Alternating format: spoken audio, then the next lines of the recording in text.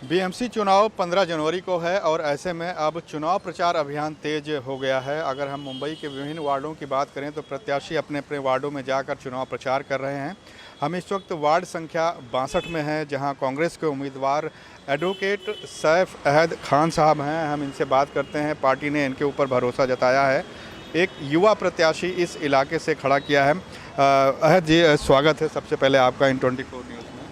देखिए, सबसे पहले मैं आपके इस न्यूज़ चैनल के माध्यम से आपका शुक्रिया अदा करना चाहूँगा, आपकी इस टीम का शुक्रिया अदा करना चाहूँगा कि आज जोगेश्वरी पश्चिम जैसे इलाके के लोगों की जो आवाज़ है पूरे इस मुंबई शहर में जाएगी, पूरे महाराष्ट्र में जाएगी और पूरे हिंदुस्तान में जाएगी।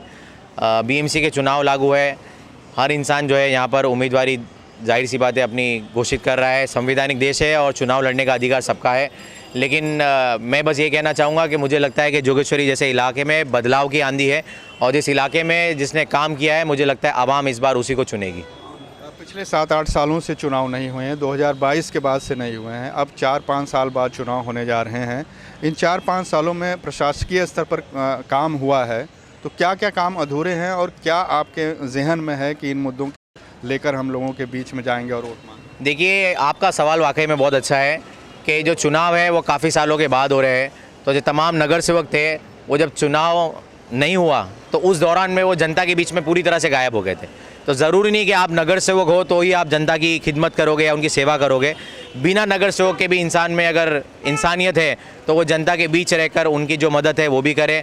और जो तमाम जितने इस वार्ड क्रमांक 62 के अंदर जो चुनाव लड़ रहे हैं, मुझे लगता है उम्मीदवारों से ज़्यादा तो उनके पिताजी या उनके वालिद साहब लोग लड़ रहे हैं। तो छोटी सी बात है कि जब बच्चे को एग्ज़ाम देने जाना होता है, कोई IAS IPS का, तो जो बच्चा एग्ज़ाम दे रहा है वो एग्ज़ाम देने जाता है, उनके वालिद साहब एग्ज़ाम देने नहीं जाते। और ये जो जोगेश्वरी के इलाके में जो लोग चुनाव लड़ रहे हैं, नगर सेवक जो भी चुना जाएगा, सदन में जाके वो आवाज़ उठाएगा कि जोगेश्वरी जैसे इलाके में क्या काम हुए या क्या काम नहीं हुए। उनके वालिद साहब आवाज़ नहीं उठाएंगे। तो ये फ़र्क है। आप एक एडवोकेट भी हैं और मुद्दों को बारीकी से समझते भी हैं कि कैसे क्या चीज़ें हैं।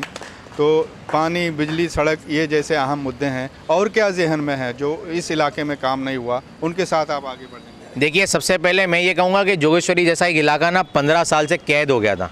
अब आने वाली 15 जनवरी को आज़ाद होगा। कई सारे ऐसे काम हैं जो जोगेश्वरी जैसे इलाके में नहीं हुए। आज भी सड़कें अच्छी नहीं हैं, आज भी जो है घरों में पानी नहीं आता है, आज भी जो है रात में अंधेरा है। हमारी माँओं और बहनों को जो है असुरक्षित महसूस होता है कहीं भी आने जाने के लिए। बच्चों के लिए खेलकूद के मैदान नहीं है, अच्छे से अच्छा कोई हॉस्पिटल नहीं है। बच्चों के लिए पढ़ाई लिखाई के लिए मैं समझता हूँ और ज़्यादा स्कूल कॉलेजेस का बनना बहुत ज़रूरी है।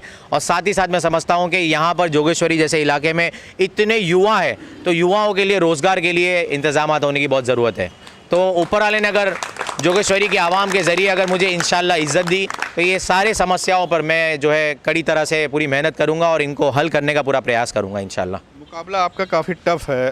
कांग्रेस के अलावा जो बाकी पार्टियों के उम्मीदवार हैं, राजू पेंडेकर जी शिंदे गुट से हैं, या फिर चंगेज मुल्तानी के बेटे की बात करूं, जीसान मुल्तानी, वो भी मैदान में है।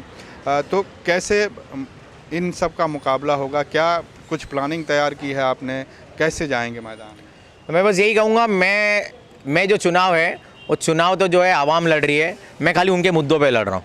तो अगर आवाम ने अगर अच्छा फैसला करेगी आने वाली 15 तारीख को, तो वो जो भी होगा मैं उसे बेहतर ही समझूंगा। तो सारे जो नतीजे हैं वो इंशाल्लाह 15 तारीख को आपको पता चल जाएंगे। कांग्रेस की युति राज ठाकरे या फिर उद्धव ठाकरे के साथ हो नहीं पाई। क्या MNS का साथ आना, गठबंधन नहीं हुआ, क्या कुछ नुकसान होगा उसका? क्योंकि पार्टियाँ अलग अलग चुनाव लड़ रही हैं। हर पार्टी की अपनी अलग अलग सोच और विचारधारा है। तो कांग्रेस पार्टी की अपनी एक अच्छी सोच और विचारधारा है, वो सबको साथ लेकर चलती है। इसके लिए शायद जो है उद्धव ठाकरे जी ने जो है मनसे के साथ अपने कुछ सोच समझकर अलायंस किया होगा। तो जाहिर सी बात है, मैं कांग्रेस का उम्मीदवार हूँ, मैं सबको साथ लेकर चलूँगा। और जो लोग मनसे के अलायंस से या दूसरी पार्टी के अलायंस से लड़ रहे हैं, तो वो तमाम कैंडिडेट उनकी विचारधारा को एक्सेप्ट करते हैं, इसके लिए उनकी पार्टी से अलायंस करके लड़ रहे हैं। हाल ही में जो एक ट्रेंडिंग में मुद्दा आया था वो था भाषा विवाद। मराठी, हिंदी या हिंदी बोलने को लेकर कई जगहों पर मारपीट हुई, लोकल ट्रेन्स में हुई, सभाओं में भी हुई। आज देवेंद्र फडणवीस जी ने कहा है कि मराठी जो है अनिवार्य है और बाकी भाषाएं जो हैं वो सेकेंडरी हैं। तो भाषा विवाद को लेकर क्या कहें? खासकर जो उत्तर भारतीय यहाँ पर रहते हैं, हिंदी भाषिक रहते हैं, वो एक अहम वोटर्स हैं यहाँ के। तो उनके साथ कैसे कांग्रेस का क्या वादा होगा, कैसे आगे बढ़ेंगे उसके? देखिए, मैं बस यही कहूँगा कि महाराष्ट्र एक ऐसा राज्य है कि जहाँ पर ठीक है मराठी भाषा है और मराठी भाषा सीखनी भी चाहिए, जिन्हें नहीं आती है उन्हें सीखना भी चाहिए, लेकिन जिस किसी को अगर कोई चीज़ समझाना हो तो समझाने का बस एक तरीका होता है। अगर कोई किसी इंसान को प्यार मोहब्बत से समझावे तो अच्छी बात है, नफ़रत का माहौल फैलाकर क्या मिलने वाला है। तो यहाँ पर जो है हर भाषाओं का जो है मान सम्मान होना चाहिए, मराठी भाषा भी सीखना चाहिए। मराठी भाषा सीखने में क्या आपत्ति है उस हिसाब से। एक आखिरी मैसेज क्या देंगे मतदाताओं को, क्या आपके जहन में है? सबसे पहला काम जीतने के बाद क्या करना चाहेंगे? सबसे पहला तो यही मैसेज रहेगा कि ये जो वोट का अधिकार है ये हमारे बुज़ुर्गों ने हमें बड़ी मेहनत से दिया है और हमारे बुज़ुर्गों ने इस देश के आज़ाद कराने के लिए बहुत सारी कुर्बानियाँ दी है। तो इस वोट को ज़ाया ना दें, घरों से बाहर निकले, भरी तादाद हो तो में निकल के बाहर से जो है घर से वोट करें। और इलाके में रही बात काम करने की, तो जिस इलाके में जो समस्या होगी उन्हें पूरा हल करने का मेहनत और प्रयास जो है मैं करूँगा। उसी के लिए आज यहाँ पर तमाम जितने बुज़ुर्ग हैं, तमाम युवा है मेरे साथ इकट्ठा हुए हैं और इनकी दुआओं से और इनके आशीर्वाद से मुझे लगता है कि वार्ड क्रमांक 62 में कांग्रेस का परचम पूरी बहुमत से जो है लहराएगा। चलिए, हमारी भी शुभकामनाएं आपके साथ हैं। चचा, आपसे जानना चाहेंगे क्या खूबी है अहद साहब में जो आपको सपोर्ट करने के लिए खींच लाई? बहुत सारी खूबियाँ इनके अंदर है। हर गरीब का, हर इंसान का ये मदद करते हैं, कभी कोई वापस जाता ही नहीं है। आप इतनी साल के हो गए हैं, इतना एक्सपीरियंस है इस इलाके का, कौन सी समस्या सबसे बड़ी है इस इलाके की और उससे जीतने के बाद सैफ साहब से पहले दूर करवाना चाहिए? अब रोड है, यही सब है, समस्या दूर कराएंगे उनकी। हर अभी भी करते आ रहे हैं ये, ऐसा नहीं कि कोई काम नहीं। जो इंसान बोला वहाँ पे जाके खड़े हो गए, काम करा दिए इन्होंने। बाकी इनमें बहुत सारी खूब क्या क्या हम बयान करेंगे। किसी के हमदर्दी में कहीं जाना कहीं आना हर चीज़ इनके अंदर मिलता है और किसी नेता के अंदर मेरे को नहीं दिखा आज तक। हम 40 साल हो गया रहते हुए। ये कभी भी आओ तो ये हमारा साथ देते हैं, कहीं भी कोई भी जगह पे। सर जी, एक अहम सवाल ये है कि जब भी चुनाव आता है तो सबसे पहले धर्म की बात ज़रूर होती है। अभी आईपीएल को लेकर ही ले लीजिए, शाहरुख खान साहब की जिस तरह से बीजेपी नेताओं ने वार किए हैं, आखिरकार बीसीसीआई ने फैसला किया कि बांग्लादेशी खिलाड़ी को रिलीज़ कर दो, किसी दूसरे को उसमें ले लो। और जब भी अभी अमित साटम साहब की बात करें बीजेपी के प्रदेश अध्यक्ष की, तो वो भी खान, बुरके वाली मेयर, खान नहीं होना चाहिए, ये सब नहीं होना चाहिए।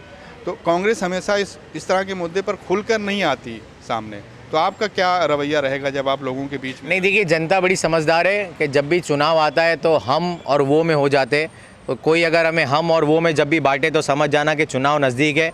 और जाहिर सी बात है कि चुनाव नज़दीक है तो चुनाव के मुद्दों पे लड़ने के बजाय वो हम और वो में हमें बांटने की पूरी तरह से कोशिश करेंगे। तो जनता समझदार है, मैं समझता हूँ जनता सब समझ जाती है इस मामले में। चलिए, बहुत बहुत शुक्रिया हमसे बातचीत करने के लिए। ये थे एडवोकेट सैफ अहद खान साहब, वार्ड नंबर 62 से उम्मीदवार हैं, जोगेश्वरी इलाके का ये पूरा नुमाइंदगी करते हैं और उम्मीद यही है कि इनका जो प्रण है, इनका जो मकसद है उसमें कामयाब हों। कैमरामैन FS पटेल के साथ रेहान हुसैन, इन 24 न्यूज़, मुंबई।